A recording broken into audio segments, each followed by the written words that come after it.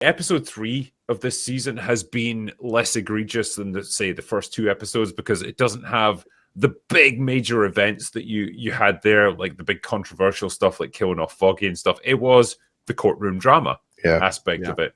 The slight problem being, I am really shaky on the actual use of the law in this, because it just seems to make up rules as it goes along. It's pretty much like, this guy couldn't have possibly murdered a cop because he's a vigilante, which makes him a good guy. And here's all the evidence of it. And it's he wasn't wearing his amulet. Yeah, he didn't have his mystical amulet on, so that's fine.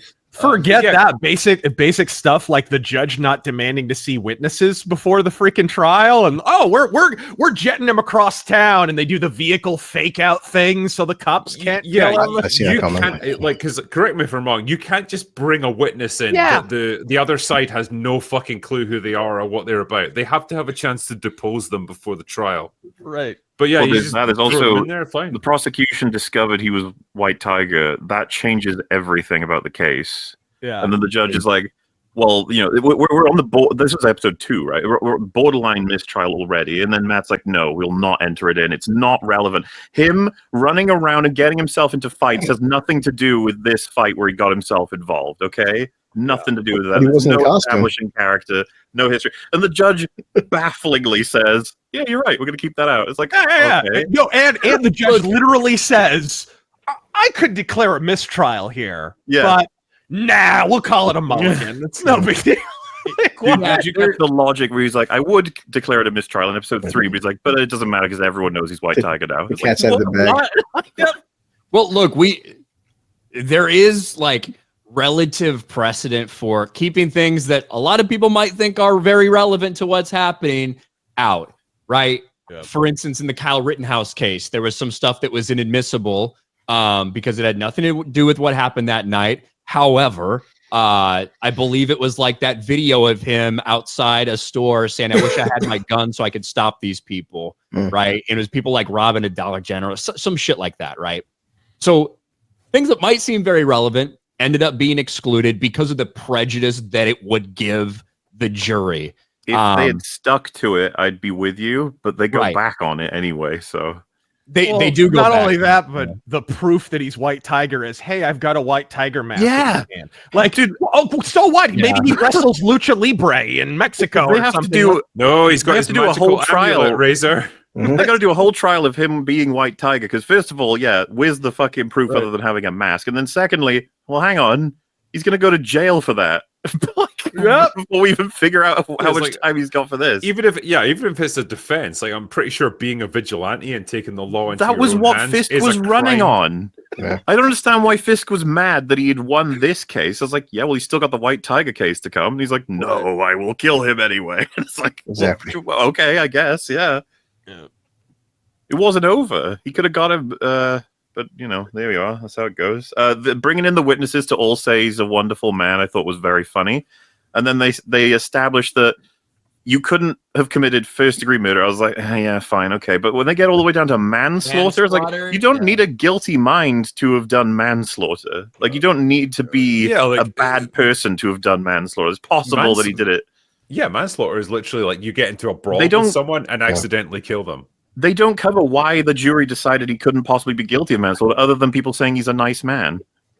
Yeah. He didn't make I mean, look, I totally get, like, with jury verdicts like that, the emotion comes into it. So it can totally be like, I just think this guy is a good guy. And, like, even if by the strict letter of the law, he probably did commit manslaughter in this case because he was in a fight with this guy and, like, fell into a train and he got killed. I just don't want to convict him of that. So the juries can totally go that way. They are emotionally, manipulatable. But yeah, defense lawyer didn't even get a fucking chance to make that case, though, that, hey, he might be a nice man, but that doesn't stop him from having made mistakes. And then he could cite all of the history of the MCU, which they are now glued to, like the Accords, like all the people that got killed across all these different movies by accident stuff. Be like, we've come across this before. Iron Man nearly died several times and then did die saving the world, but he still made fucking Ultron that killed a shit ton of innocent people. Like, This is how it works. This is how justice works. You know, all that shit. But never mind. And Mo, did you notice when a defense attorney is like, hey, so whenever you're hit with a train, 200,000 pounds of steel, when it hits you, you're not dead yet. And I'm like, I don't know what the fuck he was talking about with that. Bro, citation like you don't- needed. You don't die until they back the train up. It's Oh my well, they never When back you were it up. Are you just separated at the alive atomic forever? level, you're not dead straight away. No. You've just been turned into SpaghettiOs, but don't worry about it. You'll kick out. it's like you have some As long broken as bones. the train doesn't back up, you're good. Yeah, you have They, some they broken- wanted some broken bones. impactful statement there, but it's like they couldn't think of anything. Like, like, can you suffer from a train impact? No, you're pretty much fucking like Yeah. human Right. mince at that point. When, well, You know, who cares? credit to like this is what I liked about the Netflix show, the courtroom stuff. I was always under the impression, I always got the impression that Matt was a good fucking lawyer. In this one, I was like, mate, you should be disbarred for this. Like, you can't do this. And they are like, yeah, that naughty Matt. It's like, no, it's a bit more than that. And here's the wild part, dude. Here's the wild part. If they're really going off the storyline that it appears they're adapting, he winds up being the DA. Oh, God. Jesus. like what? Wait, he would be After that trial? He would be Kingpin's DA. Yeah. He takes it specifically to counter the effects of the Kingpin as mayor. Wow. Yeah. This will be interesting. I can see by where interesting, they're I going mean with it. stupid. Still better courtroom scenes than She-Hulk.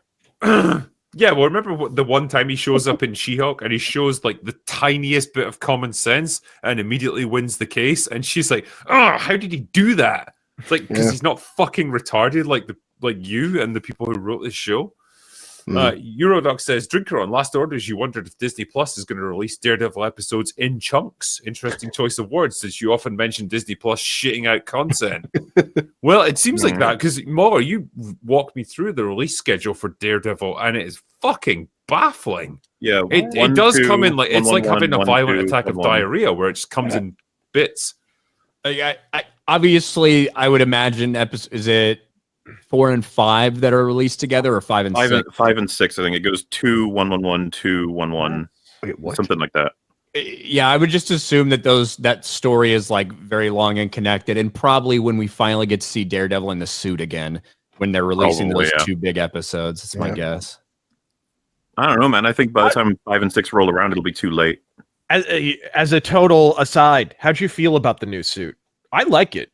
I think it's okay. It's an okay redesign of the original. 10 seconds we saw it. Yeah. I've only seen it like briefly, and it I was was mostly gonna in say, smoke and dark. yeah, and it stuff, seemed so it's hard fine, to yeah. tell. Well, it's better than that She-Hulk mustard. I like the chunk of horn that he keeps looking at. He's got a little bit of horniness about him. That is a little odd as a plot device. He keeps it in his pocket, like really close to the important area. Rubs it for luck. He just rubs it occasionally. But well, I guess yeah. The show's that's got where good we're music at. though, right? The music's pretty good. Sure. That's one opinion. That is one opinion. Yeah. I thought the music at the end of especially episode 2 was just ear rape. It was terrible. Yeah, I remember that one annoying me. Oof. I'm trying. The new theme, the new remix of the theme isn't horrific. It's just like a lot about the show. It's really desultory and slow. Yeah. It's a Disney-fied version of the original. That's what the whole show comes across as. It's like Disney Marvel trying to emulate the Netflix show rather than actually just continuing it. Should have just hired all the old people back. It's not like they're They doing it. never should have stopped it. They should have done everything they could to keep that shit going. Yep. They should have, they could have easily just like continued it on. Like, okay, we're gonna like move everyone over to our studio and like we'll do things perhaps under our umbrella, but it's the same people, the same actors and everything. We're not going to wait for 5 years to carry it on. Easy win. Can do it.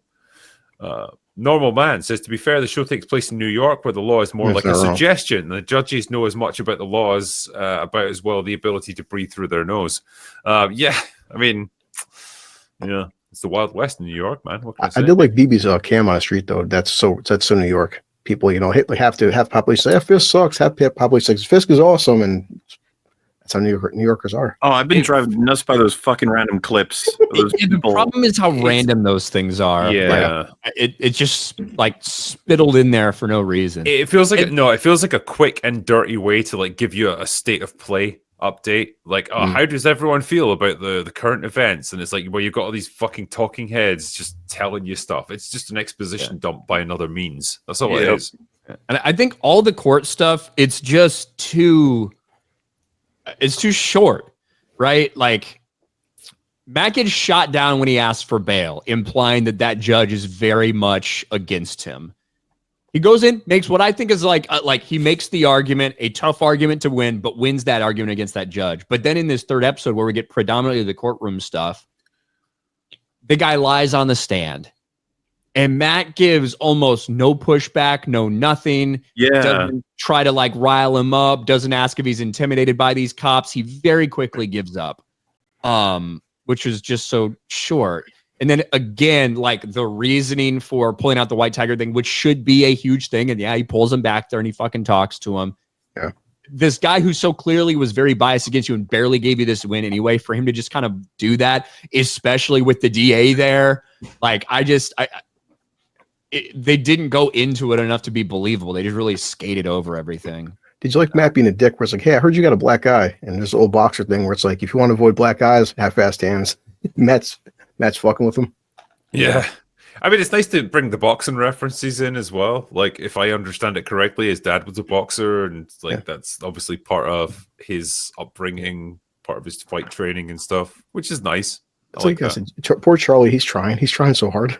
He is. carries the That's it. show, man. Yeah. Several times the writing is not up to the you can status tell of his acting. Yeah. cares immensely about this character. Yeah, like It's like- we could have like in that Ryan. courtroom scene when that guy fucking lies, we could have so easily just seen Matt say, "So are you saying on oath that that this cop right here wasn't just trying to kill you the other day, that I didn't come in and rescue you, and not be like I rescued you like I fought you, but like that we didn't have to protect you because some people didn't want you to testify." He never did any of that. And I get it. It's a fine line when you're a DA about like attacking cops right in front of a jury versus, presenting your case. But he just gave up so easily on that witness when he lied that quickly. And I don't know. Yeah. No, the whole court stuff just didn't come off as good as the Netflix show. Like that Punisher trial, dude, in season 2. Oh, I love Holy it. crap, that was That was great. good. Like, how is it? a show about? Yeah, how is it a show that has the most Daredevil stuff, the most action in season 2? Like the best stuff is in a courtroom, pretty much. It's crazy. Ain't that wrong? Yeah. I think it's because it was peppered in with a lot of other shit stuff. Yeah. That was the problem. It was a very up and down season.